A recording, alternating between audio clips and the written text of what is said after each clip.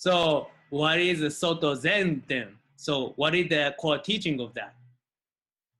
Well, I just said it, that Soto Zen emphasizes meditation, but also teachings from Eihei Dogen, the founder in Japan, but also going back to the lineage in China, which I can talk about, goes back to, well, the 800s or the 600s, depending on how you want to see it.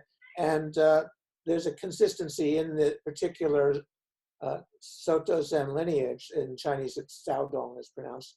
But the Soto Zen, as it is today, and in Japan and in the United States, emphasizes meditation, but also expressing the awareness that we realize through meditation in our everyday activity and in our relationships and in our responses to the difficulties of our world.